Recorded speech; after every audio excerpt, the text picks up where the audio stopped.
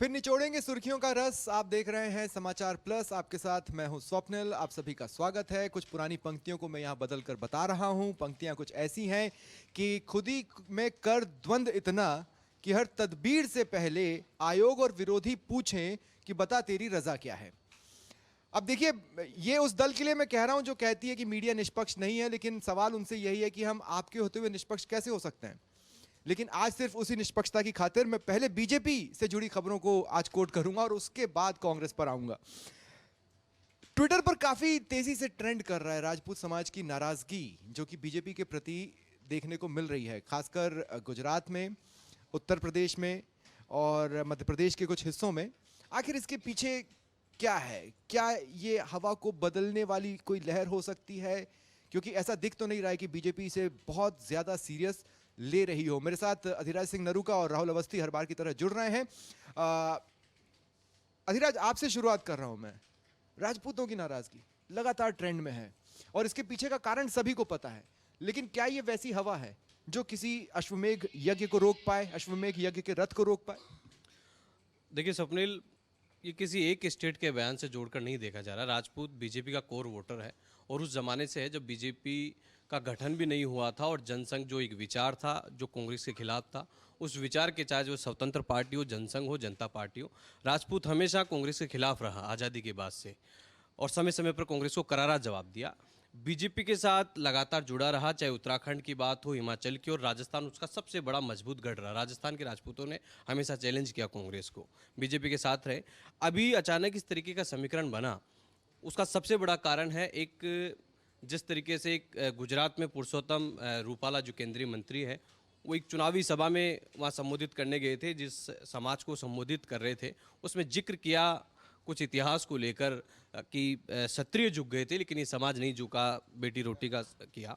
उसके बाद में वहाँ के क्षत्रियों ने ज़बरदस्त विरोध जताया। वो आज एक मूवमेंट का रूप ले चुका है, एक आंदोलन का रूप ले चुका है। केंद्रीय नेतृत्व कहने के बाद रूपाला ने माफ़ी भी मांगी है, एक बार नहीं कई बार मांगी है। अब कहीं ना कहीं वहाँ से शुरुआत होती है। राजपूत अड़े हैं कि टिकट काटो हटाओ। जी, वो माफ़ी मांग चुके लेकिन वो टिकट काटनी। अब लेकिन ये गुजरात तक सीमित नहीं रहा। पश्चिमी उत्तर प्रदेश को कहा जाता है कि वो जाटलैंड है, जाटों की सियासत चलती है, लेकिन उस जाटलैंड में इन दिनों क्षत्रियों की हुंकार है, वहाँ पर सबसे ज़्यादा चर्चित है। कल एक बड़ी मीटिंग वहाँ पर हुई और बीजेपी का बाइकआउट उन्होंने किया कि सामने कोई भी हो, समाजवादी पार्टी का हो, मुस्लिम हो, बसपा का हो, राजपूत उसके साथ जाएगा। उसका बड़ा कारण है, देखिए, इसमें भी जीतने की संभावना है, हम उसका साथ दे देंगे। उसका साथ देंगे। ये दो राज्य पश्चिम उत्तर प्रदेश इसलिए महत्वपूर्ण हो जाता है। पश्चिमी उत्तर प्रदेश का राजपूत पिछले कई सालों से बहुत ज्यादा सुर्खियों में, देखिए मैं बार बार कह रहा हूं कि वो जाटलैंड है लेकिन सुर्खियों में राजपूत रहा। बात मिहिर भोज की आई, गुज्जर राजपूत वहां सामने हुए। दो फायर ब्रांड लीडर 2014 से पहले संगीत सोम और सुरेश राणा उसी इलाके से आते हैं। संगीत सोम विधानसभा चुनाव हार गए, मेरठ से टिकट मांग रहे थे।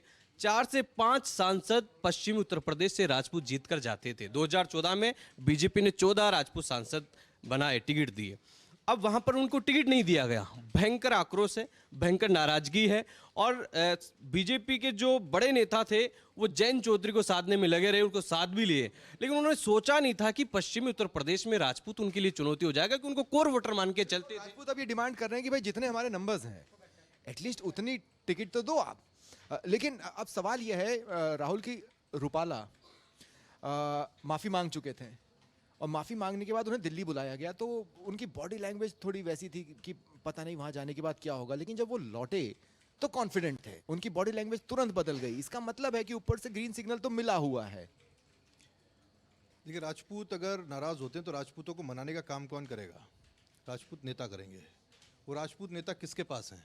वो राजपूत नेता बीजेपी के पास है। पश्चिमी राज्य उत्तर प्रदेश जिसका कि जिक्र अभी कर रहे थे पिंटू, अधिराज माफ कीजिएगा तो प्यार से तो पिंटू बुलाएंगे तो बुरा तो अब भी नहीं मानता। हाँ, तो पश्चिमी उत्तर प्रदेश का जिक्र कर रहे थे, वहाँ मनाने का काम जो पूरी तरह से है वो राजनाथ सिंह के पास है। अभी राजनाथ सिंह जब कल भी राजस्थान में थे तब आपने देखा उन्होंने अलग से एक राजपूतों के साथ में मीटिंग की। आज भी मुख्यमंत्री जब बाड़मेर में थे उन्होंने राजपूतों के साथ में मीटिंग की, बातचीत की। राजपूतों को मनाने के लिए बीजेपी के पास वो राजपूत नेता हैं जिनकी बात मानी जा सकती है, मनवाई जा सकती है और राजपूतों को साधा जा सकता है। सबसे शुरुआत में पिंटू ने जो बात बोली, राजपूतों के साथ एक सबसे बड़ी समस्या ये है कि राजपूत जाएं कहाँ। लेकिन इमोशनल चोट पर क्या कार्ड चल सकता है? देखिए, इमोशनल चोट बिल्कुल है, लेकिन आपको ये भी उस तराजू में तोल करके देखना पड़ेगा कि राजपूतों को सबसे ज़्यादा दिया किसने है। जो समझदार राजपूत हैं वो इस बात को जानते हैं कि उनको सबसे ज़्यादा अगर किसी पार्टी से कुछ मिला है और प्रतिनिधित्व मिला है, और राजस्थान में तो खासकर मुख्यमंत्री तक मिले हैं, भैरव सिंह जी जैसे एक छत्र राज करने वाले नेता रहे हैं, तो वो कहाँ से मिले? वो बीजेपी से मिले, वो बीजेपी ने वो प्रतिनिधित्व दिया। यूपी के सीएम राजनाथ सिंह खुद भी सीएम रहे, यूपी के सीएम भी समय ऐसा है कि 5-5 स्टेट में राजपूत सीएम रहे। आप हिंदी पट्टी को आप देखोगे, तो 24 में क्या बदला जो उनको ये लग रहा है हमें टिकट नहीं मिला? देखिए अभी जो विवाद चल रहा है, मैं आपको सबसे पहले ये बता दूं कि विवाद कहाँ कहाँ कैसे है। पश्चिम उत्तर प्रदेश से विवाद शुरू होता है, पूर्वांचल तक जाता है। ब्रजभूषण शरण सिंह, ब्रजभूषण शरण सिंह वहाँ के क्षत्रियों के बाहुबली नेता है, और वो अपनी सीट केसरगंज के अलावा जो उनके आसपास की सीटें हैं उनको हराने और जिताने में अपना वजूद रखते हैं। ब्रजभूषण सिंह के टिकट पर अभी तलवार अटकी है, उनको टिकट नहीं मिला है। कारण सभी जानते हैं। हाँ, तो ये अब कहीं ना कहीं ये ब्रजभूषण सिंह के लिए ठीक रहेगा। राजस्थान के राजपूतों की सियासत की बात की जाए, यहाँ पर बहुत ज़्यादा आग नहीं है, लेकिन झुंझुनू से आवाज़ उठती है, झुंझुनू से शुरुआत होती है। शुभकरण चौधरी जो 2 बार एमएलए का चुनाव हार गए, और राजेंद्र गुड़ा जो बसपा से जिनका बैकग्राउंड रहा, कांग्रेस का बैकग्राउंड रहा, उन्होंने एक बयान दिया कि राजपूत कोई बीजेपी के ब्याही हुई कौम नहीं है, ये अलग तरीके से चलती। तो ये पूरा तड़का लग गया कि राजपूत नाराज है। गुजरात में बीजेपी के जो राजपूत जो नेता हैं वो लगातार मान मनोबल में जुटे हैं, और जहाँ तक उनको कामयाबी हो जाएगी, सबसे बड़ी चुनौती जो रहने वाली है वो उत्तर प्रदेश में रहने वाली है। और वहाँ की जो पूरी कमांड दी है वो योगी आदित्यनाथ को दिए, राजनाथ सिंह को दी है, क्योंकि कोर वोटर है और बीजेपी मिशन 400 लेकर चल रही है। अपनों को मनाने में जब वो जो पानी पी पी के कांग्रेस के नेता बीजेपी को कोसते थे, हार्दिक पटेल जैसे लोग गुजरात में, जिन्होंने एक बड़ा मूवमेंट खड़ा किया गुजरात में, पटेल जो सबसे बड़ा समुदाय था, हमने उनको बीजेपी में आते देखा है। तो बीजेपी मैनेज करने में कोई कसर नहीं छोड़ेगी। और वही राजपूत वर्सेस एक और कास्ट का भी सिनेरियो बन चुका है टोटली। एक चीज़ और जोड़ना चाहता हूँ। आज आपने देखा होगा राजस्थान में अभी सबसे ज़्यादा पॉपुलर एक राजपूत नेता कौन है जो बहुत तेज़ी से उभर रहा है, सबसे ज़्यादा चर्चा हो रही है देश में, चाहे किसी भी कोने में चले जाओ उनकी रील्स देखते हुए लोग दिखाई दे जाते हैं उनका। और आज वो गुजरात में थे। सबसे बड़ी बात है कि आज वो गुजरात में थे। और दूसरी बात ये कि आपने अगर कहीं उनका कोई इंटरव्यू देखा हो, सुना हो, या जब उन्होंने कभी हमसे बात की, तो उन्होंने कभी भी बीजेपी के लिए एक स्टेटमेंट नहीं दिया। इतना बड़ा घटनाक्रम होता है, कहते हैं राजपूत लामबंद हो गए, ये हो गया, वो हो गया। आप बाड़मेर में देखिए जहाँ सबसे ज़्यादा राजपूत लामबंद हो रहे थे, एक सभा में किसी ने उनके बारे में बोला भी तो उस बात को हवा में उड़ा दिया, टाल दिया। हवा में टाल गए। तो ये चीज़ें परसेप्शन गेम्स होती हैं जो बनाने की कोशिश होती है। उसी पश्चिमी उत्तर प्रदेश से एक बहुत बड़ा परसेप्शन गेम किसान आंदोलन का भी उठा था, निकला था, किस तरह से साफ हुआ और किस तरह से हवा हुआ। नहीं, अभी साफ नहीं हुआ है राहुल। अब देखिए, जब अधिराज ने ये बोला, नहीं, मैं एक पॉइंट बता रहा हूँ। बूथ पर टिकैत के वो आंसू, किसान जिस तरीके से नाराज हुए, आरएलडी जो राष्ट्रीय लोकदल है, चौधरी चरण सिंह के पोते हैं जयंत चौधरी जो लीड कर रहे हैं, वो पार्टी साथ नहीं बीजेपी की। टिकैत का आंदोलन, जाट बहुत अग्रेसिव, बावजूद इसके जब 2022 में लोग विधानसभा चुनाव हुए यूपी में, तो टिकैत के गांव से उस बूथ से बीजेपी जीत कर आई। तो बीजेपी नहीं, लेकिन अब एक सिनेरियो देखिए, मैं बता रहा हूँ, स्पेसिफिक घटना बता रहा हूँ। पंजाब और हरियाणा के कई ऐसे गांव हैं, दर्जनों ऐसे गांव हैं जिन्होंने बीजेपी के चेहरों को प्रचार के लिए अंदर नहीं घुसने देंगे, ये ऐलान कर दिया, और वो नहीं घुसने दे रहे हैं। ये चुनौती जरूर रहेगी पंजाब में और हरियाणा में। पंजाब में देखिए बेसिकली कैडर नहीं है, वहाँ पर हिंदू अल्पसंख्यक हैं, और बीजेपी किस तरीके की राजनीति करते हैं सबको पता है। बीजेपी हिंदुज़्म पर या हिंदुत्व पर राजनीति करती है, उसको आगे रख के चलती है। तो पंजाब में खोने के लिए बीजेपी के पास कुछ नहीं है, जो भी होगा वो हासिल होगा। हरियाणा में जरूर थोड़ी चुनौती है। हरियाणा में एक बड़ा प्रयोग किया है बीजेपी ने, और वो कितना कारगर साबित हो पाएगा, हरियाणा टफ लग रहा है। लेकिन फिलहाल बीजेपी के सामने चुनौती इसलिए है स्वप्निल, हम जो चर्चा कर रहे हैं कि पार्टी का कोर वोटर वो इस तरीके से नाराज होना, उसका तोड़ कैसे निकालेंगे। बाड़मेर जैसलमेर में युवा राजपूत जितने भी हैं उनका झुकाव रविंद्र भाटी की तरफ है।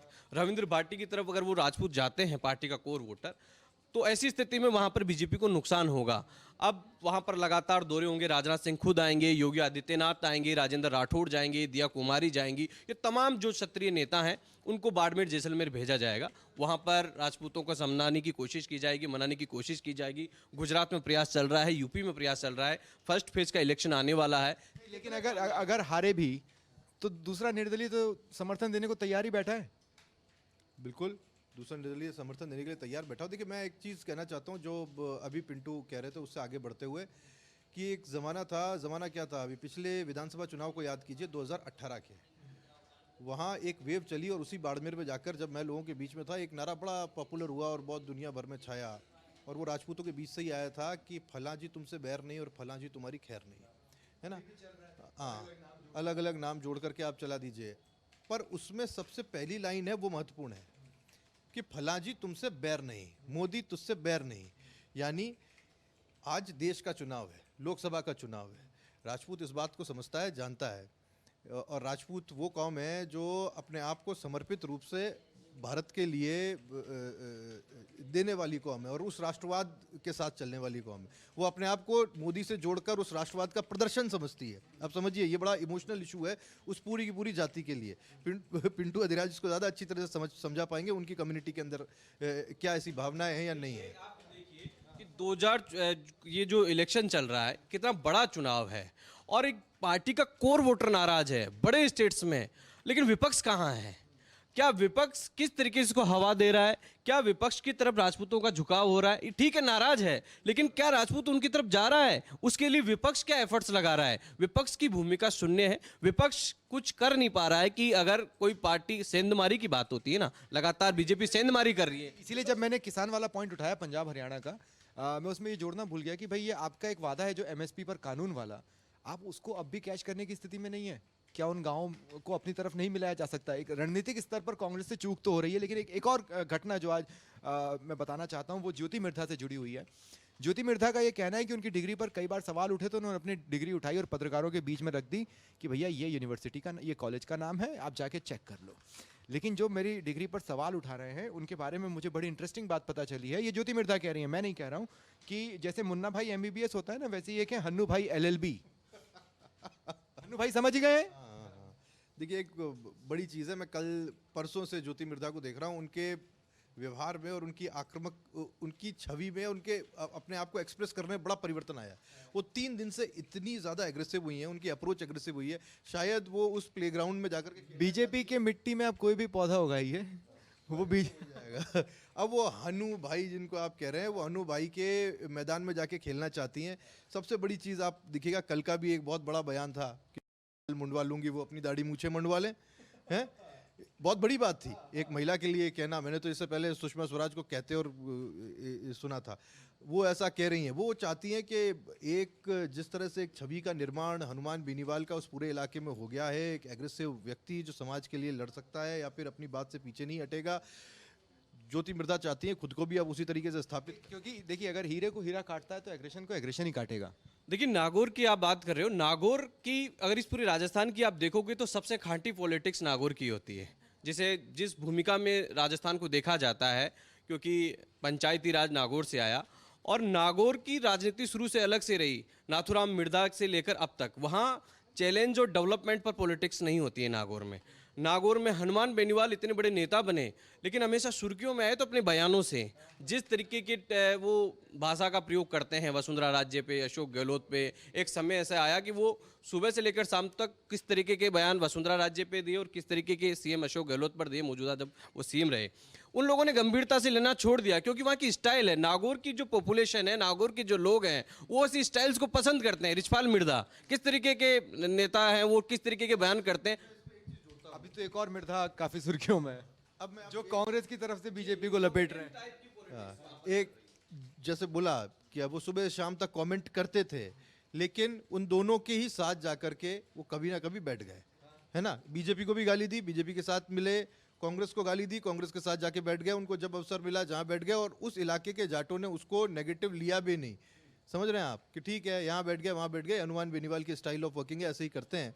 लेकिन इस बार के विधानसभा चुनाव में उन्होंने इस चीज़ को महसूस किया होगा कि ये नए दौर की नई राजनीति है। वो खाटी राजनीति थोड़ी सी अप मार्केट हो रही है, थोड़ा सा परिवर्तन आ रहा है यहाँ। अब सोचने समझने के साथ में वोट किए जा रहे हैं। अब सवाल ये भी उठता है कि क्या बीजेपी को मुद्दों की जरूरत है जब कांग्रेस खुद उसे मुद्दे सौंप रही हो। आप याद कीजिए, मैंने इस चर्चा की शुरुआत में आपसे ये कहा था कि खुद ही में कर द्वंद इतना कि हर तदबीर से पहले आयोग और विरोधी पूछे कि बता तेरी रजा क्या है। कांग्रेस की बात पर अब मैं आ जाता हूं। आपको एक मीम याद दिलाना चाहता हूं। आपने देखा होगा कि एक क्रिकेट का फैन जब उसकी टीम इंडिया से हार गई तो बाहर पत्रकारों के बीच में चिल्ला रहा था, मारो मुझे मारो, मारो मुझे मारो। कांग्रेस कुछ उसी तरह से अब बीजेपी के सामने है कि लो भाई हमने ये कर दिया, अब मारो हमें जितना मारना है। मैं जिस पोर्शन पे आ रहा हूं वो है डूंगरपुर बांसवाड़ा, और आज दो लोग वहां पर बैठ के गाना गा रहे हैं कि ये क्या हुआ, कैसे हुआ, क्यों हुआ, कब हुआ, ये तो हमको पता है। दो लोग वहाँ बैठ के गा रहे होंगे, लेकिन यहाँ कितने सारे गा रहे हैं ये आप सोचिए, है ना। यहाँ आज दिन में जब दिनेश कसाना से मेरी बात हो रही थी, वो प्रेस कॉन्फ्रेंस में गए थे, डोटासरा से सवाल पूछा, डोटासरा ने ये कहते हुए टाइम बाय कर लिया, अभी तो घंटा भर बाकी है, देखिए क्या होता है। उनके पास कोई जवाब नहीं था।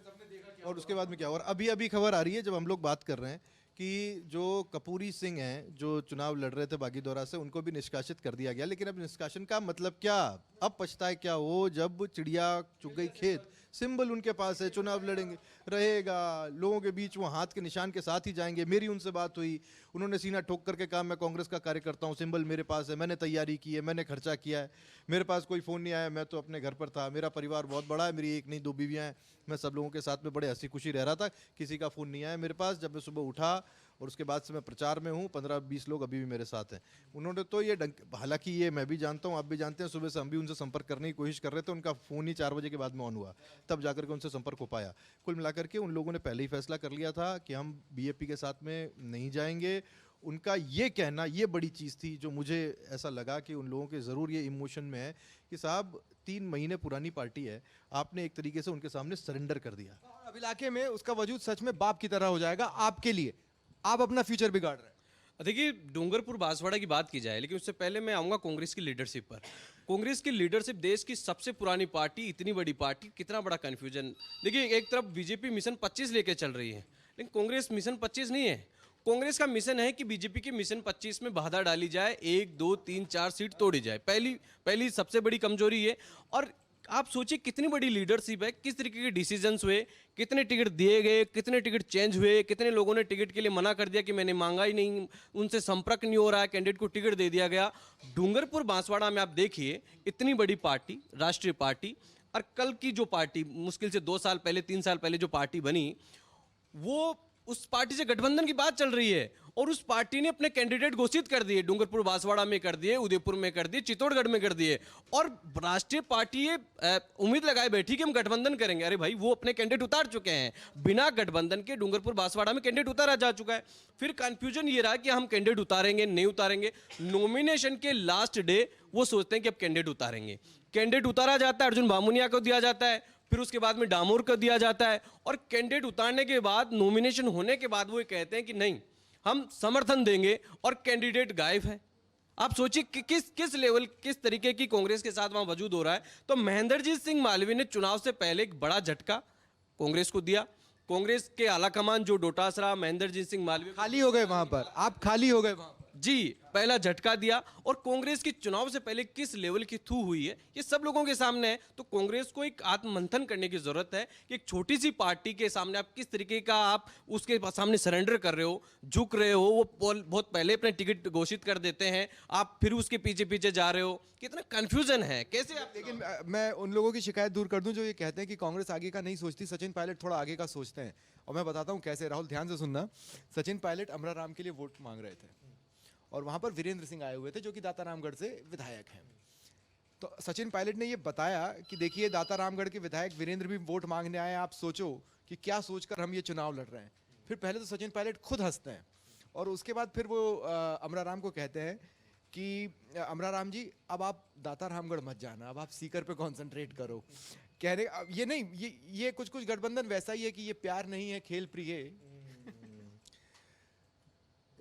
सचिन पायलट मेरे ख्याल से मुझे बहुत ज़्यादा सक्रिय दिखाई दे रहे हैं इस बार के लोकसभा चुनाव में। टिकट माना जा रहा है कि उन्हीं के कहने पर दी गई है। कहने पर दिए गए, और सीकर पे जो कमेंट है उसकी पीछे की वजह ये है कि शायद सीकर उनसे पूछ के नहीं दिया गया था। यही कारण था कि उन्होंने ये कमेंट किया कि आप सीकर पर ध्यान दीजिए। सीकर किसके कहने पे दिया गया, और जिसके कहने पर दिया गया उनके और सचिन पायलट के क्या संबंध है, ये किसी से छुपे हुए नहीं है। ये चीज़ें चलती रहेंगी। देखिए, मुझे लगता है सचिन पायलट को साबित करने के लिए सिर्फ इतना है कि जितने आदमी मैं लेकर के आया हूँ या जितने मेरे कहने पे हैं, वो लोग प्रदर्शन कैसा करते हैं। जीत कांग्रेस मेरे ख्याल से नहीं देख रही। फाइट कौन कौन दे पाएगा और किसके कैंडिडेट दे पाएंगे, ये स्थिति है। और आपने ये भी देखा कि इस बार गहलोत बशर्ते कैंपेन कमेटी के कल अध्यक्ष बनाए गए हों, पर वो उस तरीके से सक्रिय पूरे राजस्थान में दिखाई नहीं दे रहे हैं। ये वक्त सचिन पायलट का है राजस्थान में, छत्तीसगढ़ के साथ में राजस्थान में है, और वो इसको किस तरीके से टेकल करना चाहते हैं और दूरदृष्टिता उनकी खुद के लिए है, खुद की राजनीति को लेकर है, कांग्रेस के लिए है, लेकिन वो दूर देख रहे हैं। पर कांग्रेस अपने नेताओं को देख रही है। इसका जिक्र किया स्वप्निल, आज लोकसभा चुनाव चल रहे हैं, जो जिस तरीके का कमेंट वो कर रहे थे उस दौरान उन्होंने जिक्र किया 2028 का कि दो जी, तो वो उस मिशन पे लग गए हैं। और जहां उनके कैंडिडेट हैं, आज उनकी जो सभाएं रही, अलवर में रही उनका कैंडिडेट है, जयपुर ग्रामीण में उनका कैंडिडेट है, तो उन पर फोकस है। खासतौर पर उनका पूर्वी राजस्थान में पूरा फोकस रहेगा।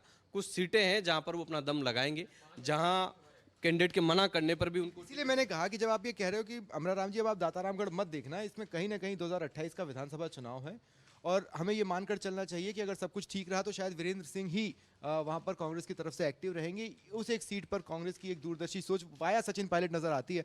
लेकिन सवाल ये भी है कि क्या कांग्रेस अपने ही लीडर्स को देख रही है? प्रताप सिंह खाचरियावास एक पार्क में प्रचार करने पहुंचते हैं और वहां पर गाना गा रहे हैं, बादल बिजली चंदन पानी जैसा अपना प्यार, और उस गाने के सारे लिरिक्स निकालकर जब मैंने देखा तो उसमें दुख को इंडिकेट करने वाली लाइनें बहुत सारी हैं। जो आखिरी लाइन है वो बड़ी प्यारी है, कहते लेना होगा जन्म हमें कई कई। अब ये जन्म उनको कई नहीं, उनने पूरा गाना गाया है। मतलब आप ये मत सोचिए कि सिर्फ मुखड़ा गाया, अंतरा मुखड़ा अंतरा पूरा गाना। वो जो मुखड़े की आखिरी दो लाइनें हैं वो जयपुर सीट को रिप्रेजेंट करती हैं। इस जयपुर सीट को निकालने के लिए कांग्रेस को जन्म कई कई बार लेना पड़े, कहीं ऐसा तो नहीं है उनके मन में भावना। ये जयपुर बहुत टेढ़ी सीट है। एक महेश जोशी 2009 छोड़ दीजिए, अदरवाइज इस जयपुर से कभी कंटेस्ट करती हुई भी कांग्रेस दिखाई नहीं दी एक लंबे समय से। तो वो एक कठिन सीट पे चुनाव लड़ रहे हैं और हाल ही में वो विधानसभा चुनाव भी आ रहे हैं। दोहरा दुख उनके ऊपर है और मैंने उनको प्रचार करते हुए इस बार बड़े मन से देखा भी नहीं है इस लोकसभा चुनाव में। हाँ, अब उनका रूप रंग भी और उनका स्टाइल भी बदला हुआ है और उनका तेवर भी थोड़ा सा बदल गया। इसमें कोई दौराई नहीं है। और खास बात ये भी है कि जैसे कांग्रेस के कुछ लीडर्स अपनी अनिच्छा जाहिर कर चुके हैं। बड़ा इंटरेस्टिंग एक सिनेरियो रहा जब मेरे से कांग्रेस के एक लीडर ने ये कहा कि अमित शाह का जो रोड शो सीकर में हुआ था उसमें भीड़ नहीं थी, वो फीकी थी। ये आप तब कह रहे हो जब जयपुर में आपके बड़े बड़े चेहरे एक साथ पहुंचे और आपकी सभा फीकी रह गई, और अब आप दोबारा रीथिंक कर ये सोच रहे हैं कि विधायकों और बाकी लोगों से हम कहेंगे कि आप इतने टारगेट लाओगे तभी आपको एंट्री देंगे। देखिए, चुनाव कैंपेन में अगर फिलहाल अगर निष्पक्ष तौर पर पूछा जाए तो सीधे तौर पर कांग्रेस कहीं नहीं है। अब तक मोदी 3 रैलियां कर चुके हैं, अमित शाह रैलियां कर चुके हैं, अमित शाह रोड शो कर चुके हैं, यहाँ पर राजनाथ सिंह आ चुके हैं, यूपी के सीएम आ चुके हैं, सीएम कब से लगे हुए हैं। और आप एक रैली करते हो, वो किस तरीके की रही सबको पता है। वो बहुत ज़्यादा जोश कांग्रेस के कार्यकर्ताओं में नहीं था। बहुत आक्रामक प्रचार बीजेपी का चल रहा है, बहुत भयंकर आक्रामक प्रचार चल रहा है। किस तरीके से तमाम उनके नेता लगातार बड़े नेता लगे हुए हैं और कांग्रेस के लीडर्स, राहुल गांधी का तो अभी तक राजस्थान में दौरा नहीं हुआ है। तो ये सब चीज़ें, हाँ, राहुल गांधी का दौरा नहीं हुआ है। मैं 2 बहुत छोटे छोटे से पॉइंट्स और यहाँ पर सम्मिलित कर लूँ। एमपी के सिवनी जिले के धनौरा में राहुल की सभा होनी थी और उन्हें सभा के लिए पहुंचना था। उससे ठीक पहले किसी ने नोट किया कि जो फ्लैग्स वहां पर लगाया है उसमें तो बीजेपी का कैंडिडेट का फोटो चिपका दिया है। फिर तुरंत में पहले तो उसको छुपाया गया और फिर कांग्रेस का चेहरा वहां पे किसी तरह से लगाया गया। ये गफलत हो जाती है। आपको विधानसभा चुनाव में याद होगा कि सीपी जोशी की जगह सीपी जोशी लग गए थे। ये होता रहता है, गफलत होगी, किसी को कहा होगा, उसको खुद को ज्ञान नहीं होगा। कहते हैं ना कई बार कि कॉपी, हमारे यहाँ कॉपी फग्गन सिंह कुलस्ते को चिपका दिया। फग्गन सिंह कुलस्ते खालिस बीजेपी के नेता वो हैं जिन्होंने नोट कांड में, गड्डी कांड में किस तरह से कांग्रेस को घेरा था, वो फग्गन सिंह कुलस्ते। लेकिन ये वो लोग होते हैं जो लगाने वाला भी धन्य है और चेक करने वाला भी धन्य है। चेक करते क्या, चेक किया ही नहीं होगा, हाँ लगा दो, हाँ लगा दो, बस उनको बैनर पे साइज देखा जाता है कि भाई किस नेता की कितनी बड़ी इमेज है। जब ढका और फिर एमएलए रजनीश हरवंश का फोटो वहां पर चिपकाया गया। एक छोटी सी बात और, लालू प्रसाद की बेटी मीसा भारती ये कहती हैं कि चुनावों के बाद पूरी फैमिली अयोध्या जाएगी, राम मंदिर बीजेपी का नहीं है, जाने से कोई नहीं रोक सकता। अब धीरे धीरे ये सब बोलना और मुखर होकर पड़ेगा इनको। ये दौर है और इस दौर के साथ सबको बदलना होगा। अभी जो भी पार्टी छोड़कर बीजेपी में आ रहा, अभी एक बहुत बड़ा एक सुनामी चल रही है पार्टी छोड़कर बीजेपी में शामिल होने की। अब जो उसका सबसे बड़ा कारण ये होता है, जो भी पार्टी छोड़कर आता है वो पहली लाइन यही बोलता है कि वो राम मंदिर की प्राण प्रतिष्ठा का जो डिसीजन था उससे लेकर मैं आहत हूँ। तो ये कहीं ना कहीं सबको आना पड़ेगा और एक बड़ा इशू है, प्रधानमंत्री नरेंद्र मोदी इसका बार बार जिक्र कर रहे हैं और ये चुनाव के बीच में इशू रहेगा। और कांग्रेस की मिस्टेक जो मुझे नजर आती है वो ये कि आप इसको बहुसंख्यकवाद करार दे रहे हैं, जबकि ये बहुसंख्यकवाद का हिस्सा नहीं हो सकता। एक मंदिर का बनना या जय श्री राम के नारे लगना ये बहुसंख्यकवाद का हिस्सा नहीं है। एक छोटा सा पॉइंट और अगर मैं राहुल कहूँ, इशू है राम मंदिर रहेगा और कांग्रेस इसे काटने के लिए कुछ नहीं कर सकती फिलहाल। कांग्रेस ने एक बहुत बड़ा पॉलिटिकल ब्लंडर कर दिया, वो ये करते हुए कि उन्होंने मना कर दिया कि वो प्राण प्रतिष्ठा में नहीं जाएंगे।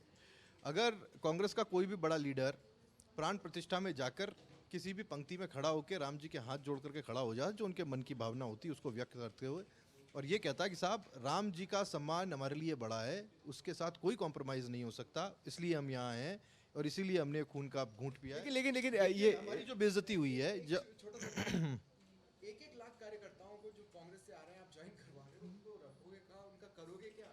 एक ज़माना ऐसा भी था, आपको याद है, तब वो मिस कॉल में ज्वाइनिंग हो रही थी और पिंटू ने तो ये देखा हुआ होगा जब बीजेपी ऑफिस के बाहर एक घड़ी और एक कहना चाहिए एक मशीन लगी हुई थी, उसके ऊपर बार बार ये बताया जाता था कि इतने जुड़ गए और उस कार्यकर्ताओं की। लेकिन ये इन 1 लाख का करोगे क्या?